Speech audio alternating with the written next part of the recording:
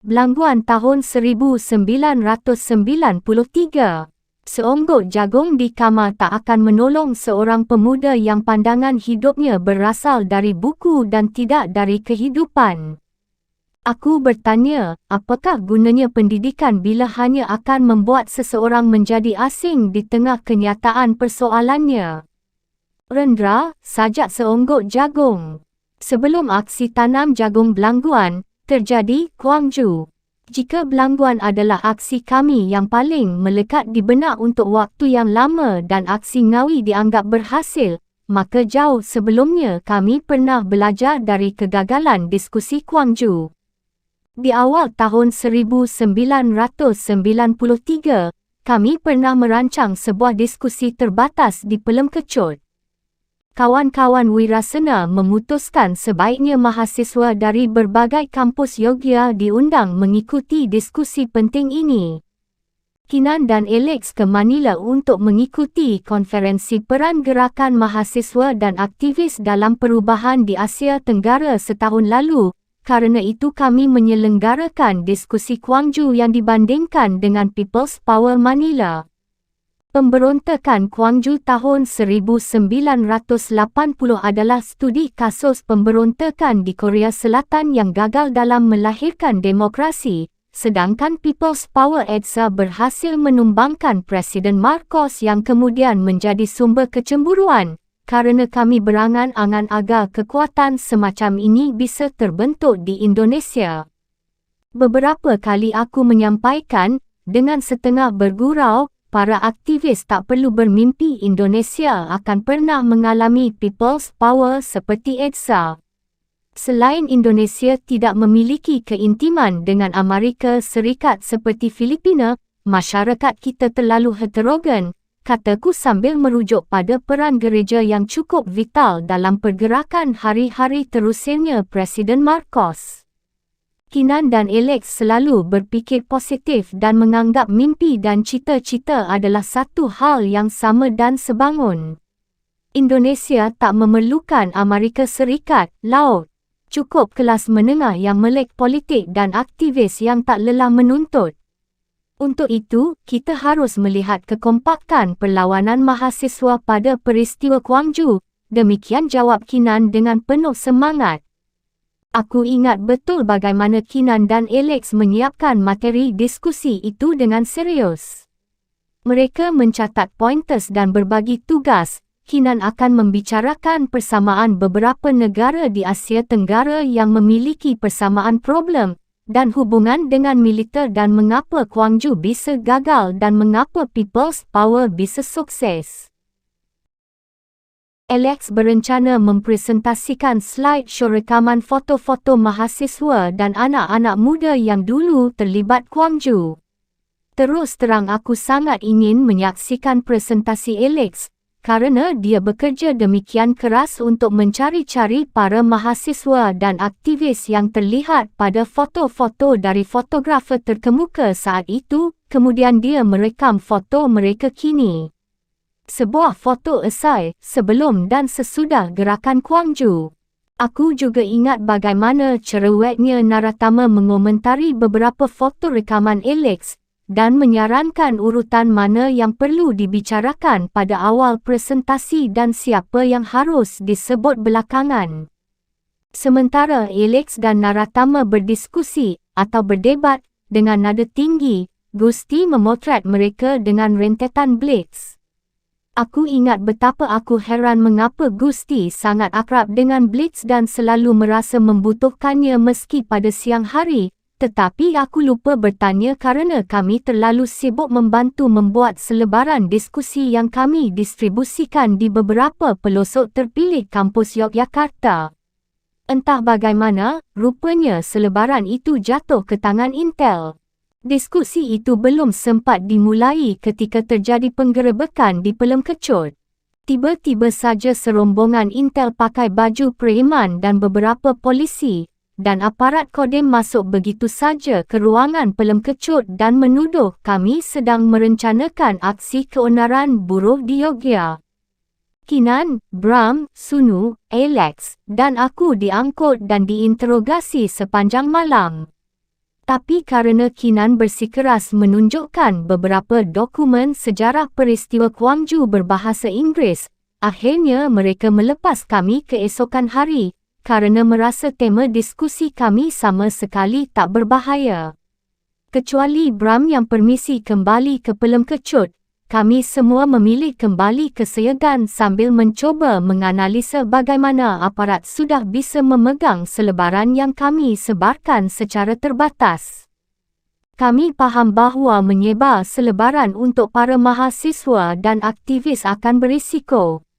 Tetapi kami tak menyangka penyebaran yang agak mendadak itu hanya sehari sebelum tanggal penyelenggaraan diskusi bisa segera menyebabkan penggerebekan. Sunu langsung berkesimpulan ada seseorang di antara kami yang membocorkan rencana diskusi terbatas ini. Kinan masih mencuba membuang kecurigaan itu, meski sekarang dia mulai mendengarkan keluh kesah kecurigaan kami. Naratama tidak ada di sini. Dengan tak sabar Daniel langsung menunjuk siapa yang perlu dicurigai ketika kami baru saja tiba di rumah hantu Seyegan. Ke mana dia? Saya memang meminta Tama untuk ke Jakarta. Ada yang harus diurus. Jawaban Kinan langsung membungkam Daniel dan kawan-kawan lain yang sudah sejak lama mencari alasan untuk memusuhinya. Kening. Daniel sudah mahu membuka mulut dan membatalkan protesnya ketika Kinan menggelengkan kepalanya. Akhirnya kami tak bisa menyimpulkan kebocoran itu datang dari kelompok Winatra, Taraka, apalagi Wirasena. Tetapi Bram mengingatkan, mungkin saja mahasiswa yang keluar masuk Seyegan masih ada yang polos dan menyebarkan selebaran itu ke arena yang tak ditunjuk sebagai titik distribusi. Sunu, Daniel, Alex, dan aku masih yakin bahawa kami harus agak berhati-hati pada Tama. Kerana tekanan kami yang terus-menerus, akhirnya Kinan menyerah dan tidak menyertakan Naratama dalam aksi belangguan. Dari balik jendela bas, aku hanya melihat kegelapan yang sesekali diselingi satu dua lampu jalan menuju belangguan di penghujung Jawa Timur. Aku rasa kami sudah akan memasuki kawasan Ngawi. Hutan jati di kiri kanan jalan berkelebat mengingatkan betapa kaya rayanya negeri ini dan betapa miskinnya hidup kami. Tak hanya kelompok Wirasena, Winatra, dan Taraka Yogya tetapi juga kawan-kawan Winatra dari Jakarta, Semarang, Solo, Surabaya mengirim perwakilan untuk bergabung atas nama Aksi Mahasiswa untuk Belangguan. Sudah beberapa tahun terakhir Bram, Kinan, Julius, Alex, dan tim Winatra Jawa Timur mempelajari dan mendata konflik petani dan tentara di kawasan ini.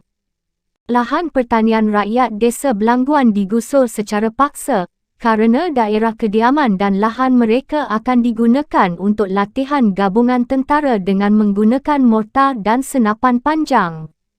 Lahan pertanian jagung mereka digusur buldoser. Mendengar ini, lantas saja aku teringat, sajak seonggok jagung karya Rendra, sang penyair dan aku sama-sama mengusulkan agar mahasiswa dan aktivis melawan tentara dengan aksi tanam jagung. Kami tak punya senapan dengan bayonet, kami tak punya otot, tak punya wang.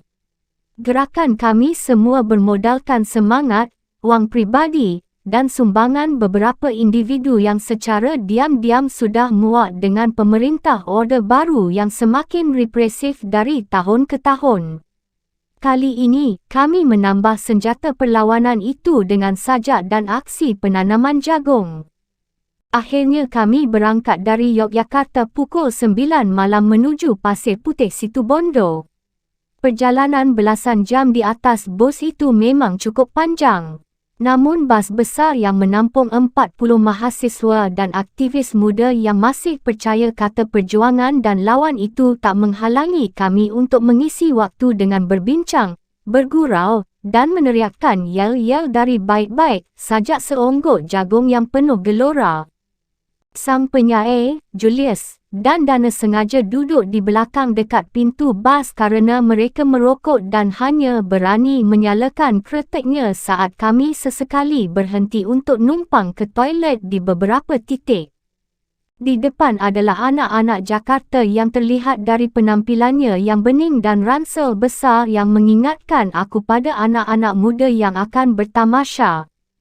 Aku tak berani terlalu sering menoleh ke belakang kerana 3 baris di belakang bangku kami adalah tempat duduk Anjani, Choki dan Abi. Dari ekor mataku, aku bisa melihat Anjani membuka buku sketsanya sambil sesekali menjawab pertanyaan Choki. Sementara Sunu sudah mulai terdengar dengkurnya yang halus, aku masih saja terbelalak meski sudah mencoba merebahkan kepala. Tempat-tempat yang bisa membuatku tertidur nyenyak hanyalah tempat tidur atau bangku panjang. Sunu, seperti juga Bram, Hinan, Julius, dan Dana adalah orang-orang yang bisa tidur sambil berdiri atau cukup bersenda pada tembok. Sedangkan Daniel, untuk waktu yang lama sering menggunakan ranselnya sebagai substitusi guling agar dia bisa tertidur. Aku mencoba melihat keluar jendela yang masih gelap dan mencoba memejamkan mata. Cilaka, yang muncul justru wajah Anjani yang membuatku gelisah dan semakin sulit tidur. Aku mencoba membolak-balik kepalaku. Rupanya semua monyet di sebelahku terganggu oleh kegelisahanku. Mungkin kau harus segera tidur dengan dia, jadi urusan insomniamu beres. Sunu menggerutu sambil tetap memejamkan matanya. Jangankan tidur, mencium saja dia belum. Alex yang biasanya pendiam itu ikut-ikutan rewel. Kapan dia berani mencium? Tiba-tiba saja Daniel dari kursi seberang ikut nyemplung dalam diskusi tanpa tujuan ini. Sudah terlalu lama ngana hanya saling memandang dan bertukar bicara. Nanti si Tama yang berhasil, ngana gigit jari. Jangkrik, tiba-tiba kok semua berani mengeroyok aku, seolah-olah mereka semua jagoan pacaran. Keroyokan ini persis gaya anak-anak SMA yang tidak mutu. Okey, aku harus mengakui. Daniel yang kulitnya putih bersih dan mukanya tak akan kunjung tua, anak Jakarta menyebutnya baby face, biasanya menjadi incaran mahasiswa semester pertama kerana mereka belum tahu kerewelannya. Alex selalu disukai kerana suaranya yang merdu dan entah kenapa, alisnya yang tebal itu menjadi magnet. Ditambah lagi dengan gayanya yang membawa kamera di dalam ranselnya, jadilah dia seorang Robert Chapa dari Flores. Hanya kali ini Kinan sudah melarang Alex membawa kameranya kerana aksi tanam jagung agak berisiko, jadi Alex sudah memotret area itu pada saat kunjungan pendahuluan bersama Bram, Kinan, dan Julius. Sunu yang berwajah agraris dan berkulit sawo matang itu punya pacar tetap yang setia bernama Nilam anak fisik. Nilam yang manis dan begitu cinta dan setia pada Sunu, punya mentalitas yang sama dengan keluargaku, bangga dengan aktivitas Sunu, tapi senantiasa khawatir kerana Sunu sudah beberapa kali ditangkap dan dilepas polisi akibat aksi-aksi yang kami selenggarakan. Dari kami berempat, memang hanya akulah lelaki yang pasif, setengah tolol, dan hanya bisa mengagumi perempuan dari jauh. Aku melirik ke belakang, khawatir ketiga pelukis mural itu mendengar ocehan monyet-monyet jelek ini. Volume suara Sunu malah semakin meninggi, payah kau laut, Naratama saja lebih berani. Alex tertawa meski matanya masih tetap terpejam. Dia hanya akan sibuk membayangkan dan menulis cerita pendek saja tentang Anjani, sementara Naratama sudah asyik berciuman dan bergulat. Aku berseru semakin galak. Mulut Alex ku bungkam dengan telapak tanganku. Sunu, Daniel, dan Alex tertawa semakin ramai hingga membangunkan teman-teman yang duduk di sekitar kami. Ketiga sahabatku memang tahi kebo. Mereka mengenalku dengan baik. Mereka tahu isi hatiku, jantungku, bahkan pori-pori kulitku hingga suka sekali mengelak. Taiklah. Sunu tersenyum melihat aku tak berkutik dan mencoba memejamkan matanya kembali, sedangkan Alex dan Daniel merebahkan kepala masing-masing. Aku ikut-ikutan mencoba beristirahat untuk menghindar serangan mereka dan untuk mengingat-ingat bagaimana ketiga kawanku ini menjadi kenal betul dengan diriku, meski aku jarang sekali bertransaksi informasi pribadi. Kami berempat nyaris tak terpisahkan di Pelem Kecut mahupun di Bulak Sumo. Alex dan Daniel kebetulan sama-sama kuliah filsafat, aku sastra Inggeris, dan Sunu sastra sejarah, tetapi kami tak terlalu tertarik membicarakan kuliah kami kecuali jika ada yang merasa kesulitan menulis tugas esai. Dan soal kesulitan menulis esai hanya dialami Daniel, kerana dia senang membuat rumit yang sebetulnya sederhana. Sedangkan Sunu, Alex, dan aku lebih suka membicarakan diskusi-diskusi politik yang diselenggarakan Persma yang semakin hangat, kerana masih ramainya kasus Kedung Ombo dan bagaimana akhirnya kami terlibat kerana rasanya tak cukup sekadar meliput dan menuliskannya. Belakangan itu pula yang menyebabkan kami semua terlibat dengan diskusi-diskusi dan bergabung dalam struktur Winatra. Tapi diskusi yang paling menyenangkan adalah jika kami membicarakan perempuan yang kami sukai dari jauh. Kami berempat adalah lelaki-lelaki bodoh yang sampai sekarang belum faham karakter perempuan kecuali di tempat tidur. Tentu saja kami semua sudah melepas keperjakaan kami, tetapi itu bukan pengalaman yang menyenangkan, bahkan bagiku rada memalukan. Seks yang terjadi pada masa pertumbuhan biasanya mengecewakan, kerana terlalu banyak fantasi bahawa hubungan seks akan dahsyat dan meledak-ledak. Ternyata ketika kali pertama aku mengalaminya bersama pacar pertamaku, aku sama sekali tak tahu bahawa peristiwa itu bisa selesai hanya dalam waktu beberapa detik. Kok bisa? Bagaimana filem-filem dan novel menggambarkan adegan seks begitu rupa sehingga terasa cantik, bergelora sekaligus mengguncang? Apakah mungkin seks sebaiknya hanya dilakukan dengan orang yang sangat kita cintai? Tapi, sudahlah. Dengkur Sunu yang halus sudah mulai terdengar dan saling bersahutan dengan dengkur Daniel. Aku mencoba memejamkan mata kerana pasir putih masih jauh, sementara tujuan kami adalah Belangguan. Kami tiba di pasir putih ketika matahari mereka dari balik awan. Bas kami yang panjang dan besar itu berhenti perlahan-lahan.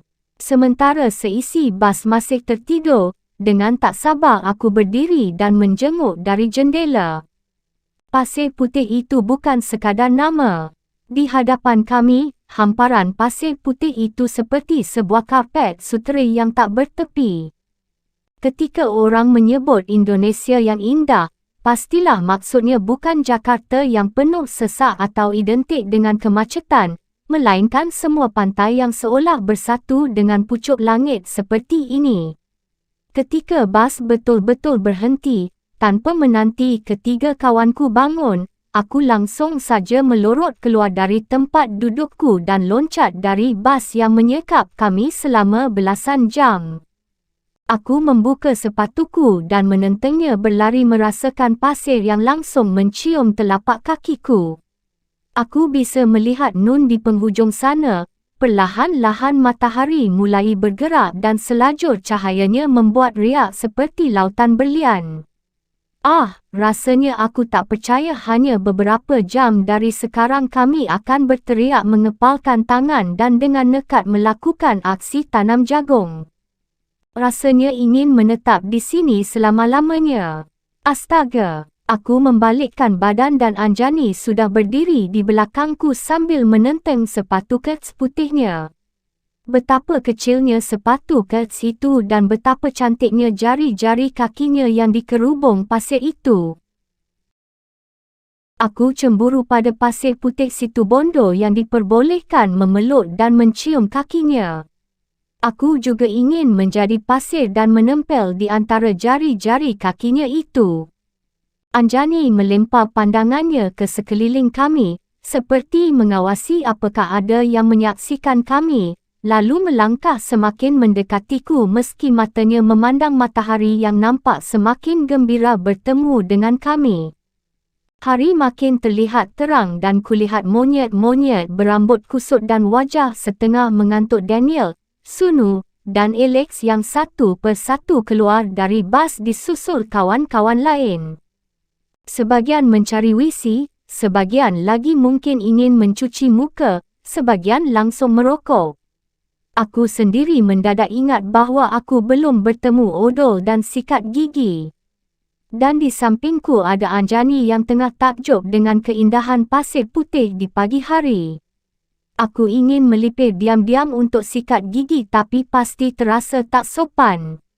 Namun jika aku berdiri di sini pasti aku harus berdialog dengan mulutku yang beraroma tak sedap.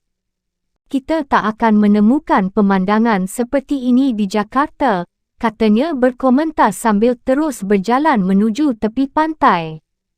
Aku masih dalam dilema meninggalkannya untuk menyikat gigiku, tapi Anjani telanjur melambaikan tangannya mengajakku menikmati tepi pantai yang bening itu. Aku melipat ujung celana jeansku dan berjalan menyusulnya sambil mengira-ngira bagaimana caranya berbicara sejauh mungkin agar dia tak bisa mencium bau naga dari mulutku. Aku bahkan tak sempat berfikir betapa kelakuan kami seperti anak SMA yang klise, memainkan pasir, berkecipak dengan air laut yang membasahi kakiku yang jelek, dan menyentuh kaki Anjani yang mungil dan putih itu. Mungkin di Ancol, kataku mencuba mengarahkan wajahku ke arah lain, agar dia tak menyadari betapa kacaunya mulutku di pagi sedini ini sebelum bertemu dengan odol dan sikat gigi. Anjani tertawa, dan giginya yang putih seperti biji mentimun itu seperti selalu menggosok gigi setiap 2 jam saking terlihat rapi dan bersih. Dari jauh aku melihat ketiga monyet tersenyum-senyum menyaksikan kami yang sedang bermain air di tepi pasir putih. Sunu bahkan mengacungkan jempolnya. Daniel meniru gaya orang berciuman. Bajingo. Pagi semakin terang. Seisi bas nampaknya sudah turun dan tersebar ke mana-mana. Kemarin Kinan sudah mengingatkan agar kami sarapan pagi di Pasir Putih sembari menanti jemputan kawan-kawan yang sudah terlebih dahulu berada di Belangguan. Aku melihat kawan-kawan sudah bergerak ke kawasan warung-warung mengikuti langkah Kinan dan tak satu pun dari mereka yang memanggil kami. Anjani berjalan menjauh, menyusuri pantai seperti tak peduli bahawa seharusnya kami mengikuti rombongan Kinan dan Bram. Akhirnya aku mengikutinya dari belakang dan bertanya apakah dia belum lapar. Dia tak menjawab. Sial, kakinya yang kecil itu ternyata bisa mengambil langkah panjang dan sigap. Jani, kita harus bergabung dengan mereka untuk sarapan. Jemputan dari Belangguan akan datang sekitar 2 jam lagi. Menurut Alex, Pak Subroto sudah menanti di Belangguan. Mendadak Anjani membalikkan tubuhnya dan mendekat padaku. Sangat dekat. Aku terkejut mematung ketika bibirnya mendekat ke wajahku dan dia berbisik, "Aku harus menutup mulutmu agar kau tidak bicara soal Belangguan." Anjani duduk dengan santai di sebelahku dan meletakkan ransel kecilnya di dekat kakinya. Dengan beberapa pasang mata memperhatikan dari sudut mata sembari tersenyum-senyum, aku tak punya pilihan selain melihat keluar jendela. Mobil tumpangan kami bergerak dan dari jendela aku melihat Bram, Julius, Dana, dan sang penyair masih mengurus kelompok lain di mobil Colt sewaan untuk membuntuti kami ke Belangguan.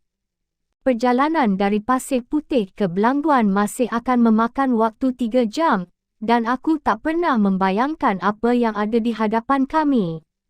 Mungkin kerana kami sudah sarapan, aku merasa wajah kawan-kawan nampak cerah dan optimistik. Hanya Anjani yang sesekali melihat keluar jendela dan ke belakang. Aku menyentuh jarinya agar dia lebih tenang. Anjani menatap ke depan sambil membalas sentuhan jari-jariku. Kita harus berpura-pura tidak tahu bahawa mereka ada di belakang kita, kataku sambil menatap ke depan. Anjani mengangguk. Tapi mobil itu dekat sekali mengekor di belakang kita. Kinan sudah tahu, bisikku, seolah dengan adanya Kinan segalanya bakal beres dan aman sentosa. Santai Jani, kata Kinan. Mereka tahu bahawa kita sudah tahu. Jadi ini seperti teater belaka. Yemba, Anjani mengangguk. Ingat aksi kita di Ngawi, tanya Sunu tiba-tiba. Sengketa lahan petani yang akan diambil alih perusahaan. Itu strategi Kinan, Mas Bram, dan Julius yang mendampingi petani yang diintimidasi aparat. Aku tidak ikut, Anjani menimpali, tapi Naratama bercerita bagaimana serunya aksi Ngawi. Aku tak sadar ketika tiba-tiba saja aku melepas jari-jari Anjani, dan entah bagaimana secara otomatis aku melemparkan pandangan keluar jendela, mengira-ngira mengapa pada setiap tiang listrik di kota mana pun akan selalu ada rentengan burung-burung yang bertengger tanpa takut kesetrum. Aku ingat, banyak yang ikut, 200, 300 orang. 250, Daniel menyambar dari kursi belakang. Termasuk wartawan lokal, Soleh. Kami semua bersembunyi dan Julius keluar dengan megafon memberi kode. Dan tiba-tiba saja para petani muncul, hampir 1,000 orang. Sunu bercerita dengan bersemangat. Aku tersenyum melihat Sunu yang mencoba memvisualisasikan bagaimana petani yang bersembunyi di gorong-gorong dan muncul begitu saja mengejutkan polisi dan tentara yang berjaga-jaga mengantisipasi kedatangan kami. Mereka tak menyangka akan begitu banyak petani yang berani melawan. Anjani mendengarkan dengan atentif dan sesekali tertawa mendengar cerita Sunu, bagaimana dia dan Julius berbicara dengan tegas bahawa mereka harus ke DPRD untuk menyampaikan agar pengambil alihan lahan harus ditunda. Julius menyatakan itu sambil melotot, padahal sebetulnya dia berdebar-debar. Aku pegang tangannya yang gemetar, kata Sunu terkekeh-kekeh. Kinan tampak ikut tersenyum tanpa berkomentar, dan sesekali bertanya pada Mas Yono rute mana yang lebih aman untuk mencapai Belangguan. Di kursi belakang, Alex dan Gusti mulai berdebat soal penggunaan blitz dalam pemotretan dan Daniel sudah jelas ada di pihak Alex. Pencahayaan lebih alamiah tanpa blitz tolongmu itu. Daniel menggerutu.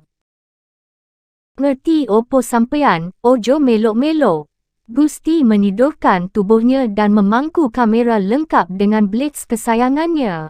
Anjani menoleh ke belakang, seperti ingin memastikan para yang membuntuti kami. Mobil mereka sudah menghilang, lalat kata Anjani. Dan kau Gusti, buang saja blitzmu. Barang itu bukan saja mengganggu yang dipotret, tapi juga terlalu menonjol untuk aksi seperti ini. Buang-buang, Peto. Barang larang iki. Gusti mencengkeram kamera dan blitznya, lalu menyenderkan kepalanya, sementara Alex menggeleng-gelengkan kepalanya. Aku merasa Anjani kembali menyentuh jari-jariku dan darahku terasa mengalir dengan deras ke segala arah. Ini agak gawat kerana kami sedang beramai-ramai di dalam mobil. Masa hanya kerana disentuh kelingking perempuan saja aku menjadi panik dan ingin bercinta. Ini gila. Aku mencoba menahan gejolakku dengan mengajak Anjani berbincang tentang komik yang kubaca sejak kecil, tentang buku-buku paling hebat yang ceritanya masih melekat di benakku, tentang keinginanku suatu hari menerbitkan cerita-cerita pendekku. Ajaib, aliran darahku mulai normal. Napasku lebih tenang. Pada saat itulah Anjani menggenggam tanganku seerat-eratnya dan aku menggenggamnya kembali tanpa terganggu oleh gejolak hatiku. Rombongan mobil Kijang dan Kol akhirnya tiba di Belangguan sekitar pukul 4 sore. Kinan sudah mengingatkan agar kami jangan keluar berbondong-bondong seperti pendukung sepak bola yang baru menghambur keluar stadion. Menurut Kinan, para intel masih mengikuti meski kini menghilang untuk sementara. Maka aku bersama Anjani, Sunu, Alex, dan Daniel berjalan bersama-sama melangkah nyaris berjinjit agar tak terlalu berisik, sementara kawan-kawan lain berpisah dalam kelompok kecil dan berjanji untuk bertemu di rumah Pak Subroto. Pak Subroto, seorang pria yang mungkin berusia 60 tahun, berkulit sawo matang, bertubuh gempal dan berkumis itu adalah tokoh yang dihormati dan dituakan di area Belangguan.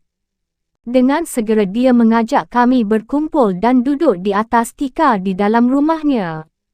Bersama Mas Bram, Kinan, Julius, dan Dana, Pak Subroto menjelaskan secara teknis bagaimana caranya 40 orang sebaiknya dibagi-bagi menginap di tempat penduduk dan menunggu saat yang tepat untuk diam-diam menanam jagung.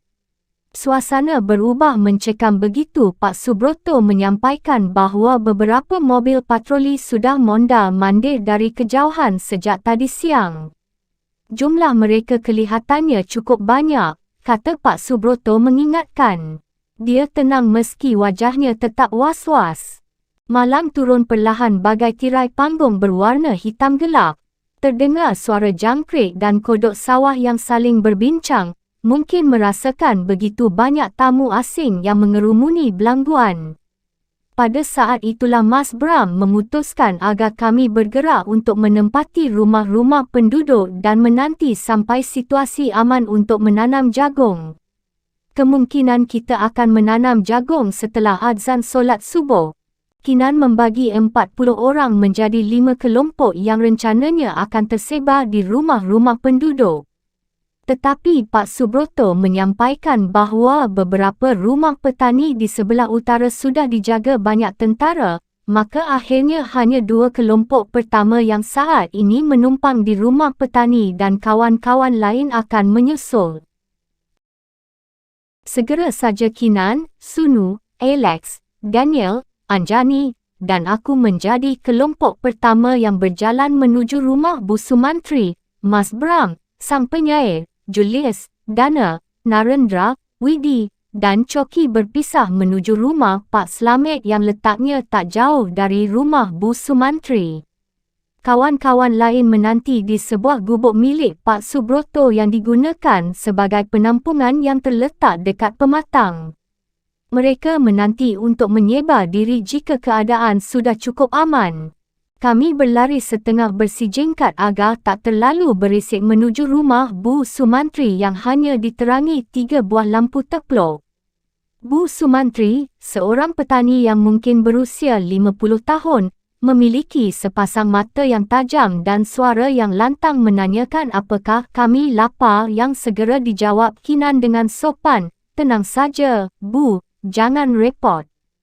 Daniel berbisik padaku bahawa dia sebetulnya cukup lapar kerana memang sudah waktunya makan malam. Begitu laparnya, kata si manja itu, hingga dia sanggup memakan kami satu persatu. Kali ini aku tak bisa memarahi Daniel kerana aku juga lapar. Kami semua belum sempat makan siang. Tapi sungguh konyol memikirkan perut saat keamanan sudah di ujung tanduk. Kami semua duduk di atas tikar tanpa bersuara kerana Kinan dan Sunu meletakkan telunjuk ke atas bibir. Tentara sudah mulai masuk dan mengecek rumah-rumah para petani satu persatu.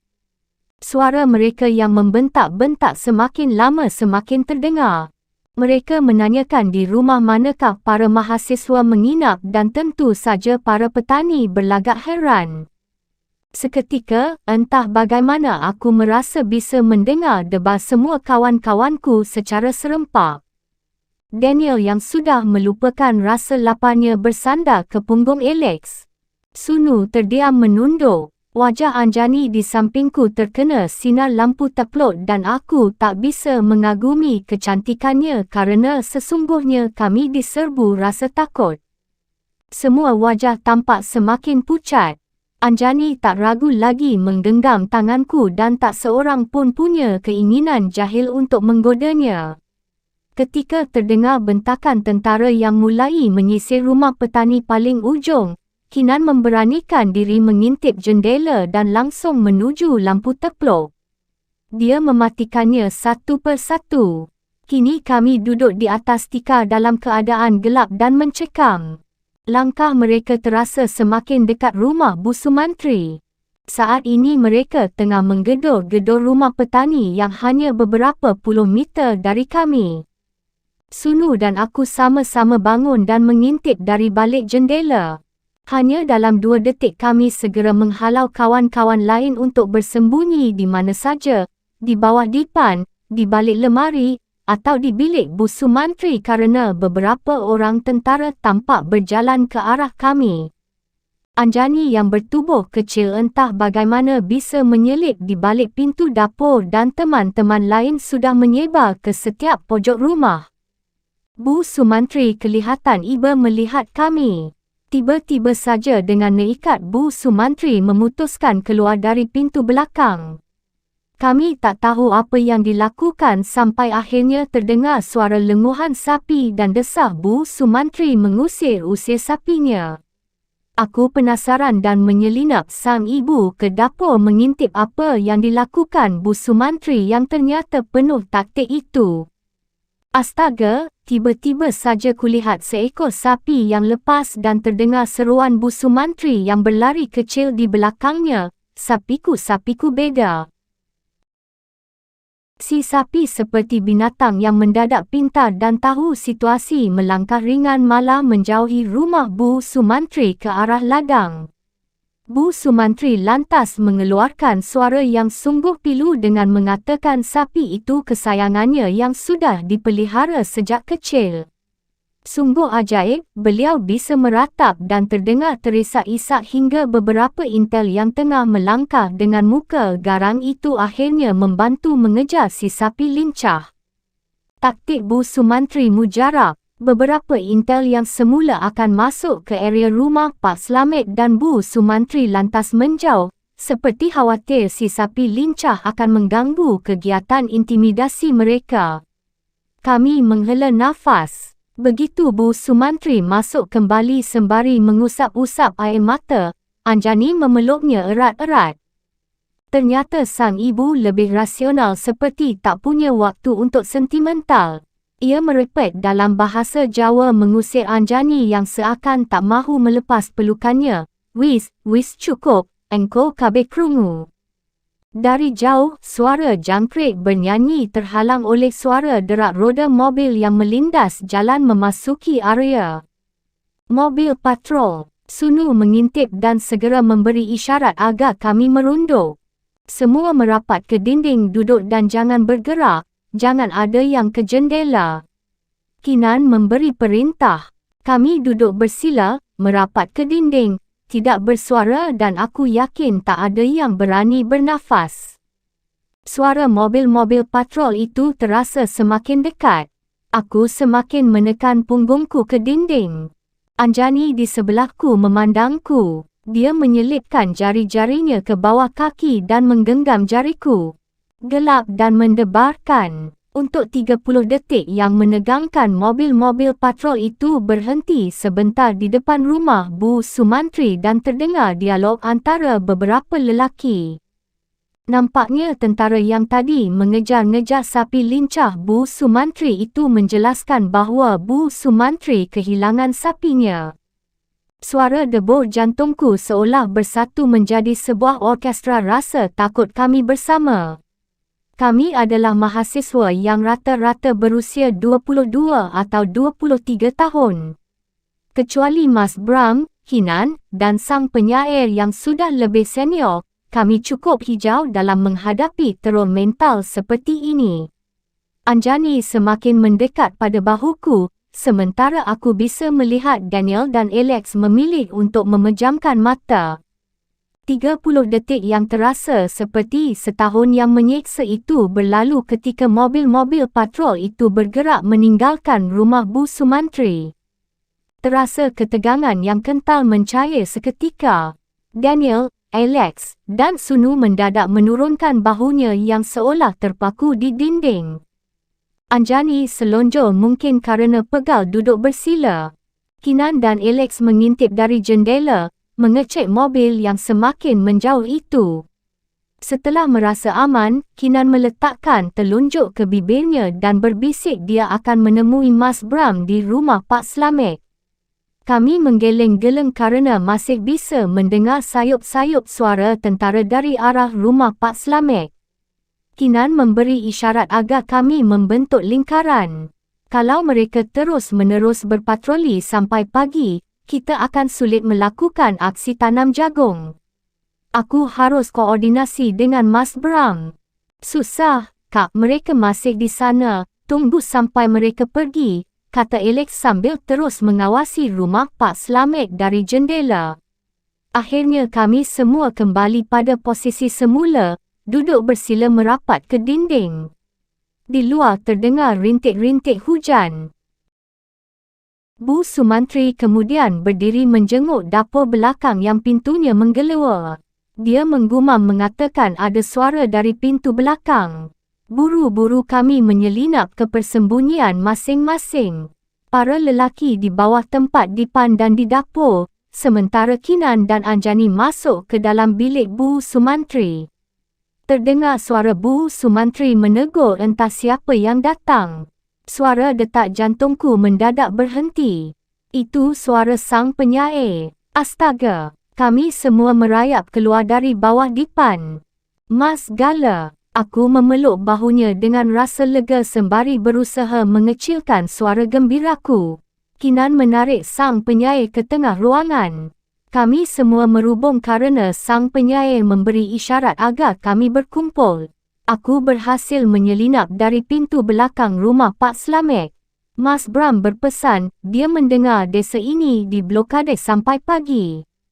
Nampaknya mereka memang bukan sekadar menghalangi aksi kita, tetapi juga ingin mencari alasan untuk menangkap kita. Semua terdiam. Suara hujan terdengar mulai deras hingga suara sang penyair agak terhadang. Kita harus berusaha keluar lagi. Apa Mas? Kita harus berusaha keluar dari desa ini begitu ada kesempatan. Sang penyair sedikit menaikkan volume suaranya bersaing dengan suara hujan yang semakin deras. Mereka sudah mengintimidasi para petani yang rumahnya di ujung utara. Para ibu dan anak-anak ketakutan tapi tak satu pun dari mereka yang membocorkan posisi kita. Jadi sebaiknya kita berusaha keluar dari belangguan. Kami saling memandang, antara kecewa dan takut. Jadi maksud Mas Gala, jauh-jauh kita ke sini untuk kemudian pulang lagi ke Yogyakarta begitu? Tanya Alex dengan nada setengah menuntut. Tentu tidak, nanti di Surabaya kita bergerak ke DPRD Jatim, sang penyair menjawab sambil menghela nafas. Yah Mas, Daniel melenguh, DPRD kan seperti septic tank, kerjanya cuma menampung terus. Kami tak bisa tak tersenyum mendengar Mat Keluh bersuara. Tapi memang ini menyedihkan. Sajak seonggok jagung yang seolah menjadi pompa darah kami terasa kehilangan daya. Sang penyair pasti faham akan kekecewaan kami. Bagaimana caranya keluar jika desa ini sudah dikelilingi tentara? Apa tidak mungkin kita nekat saja menanam jagung subuh nanti? Aku masih ingin mendengar alternatif lain. Saya rasa tak mungkin, Laut. Sang penyair tersenyum. Jangan kecewa, ada kalanya kita harus mundur sebentar. Kami semua terdiam. Di luar sudah mulai hujan, kata sang penyair. Pada satu saat, blokade di beberapa titik dan penjagaan di rumah-rumah penduduk akan berkurang, penjagaan akan mengendur. Jadi kita menunggu saja, tanyaku. Menunggu dengan tetap waspada, jawab Kinan sembari berbisik dan membubarkan kerumunan kami untuk kembali duduk merapat ke dinding agar tak terlihat dari jendela. Sambil duduk bersila, sang penyair bercerita bahawa semua kawan-kawan di rumah Pak Slamet setuju dengan keputusan Bram. Kawan-kawan yang berada di rumah penampungan pasti akan faham kerana Mas Yono juga sudah memberitahu situasi terakhir.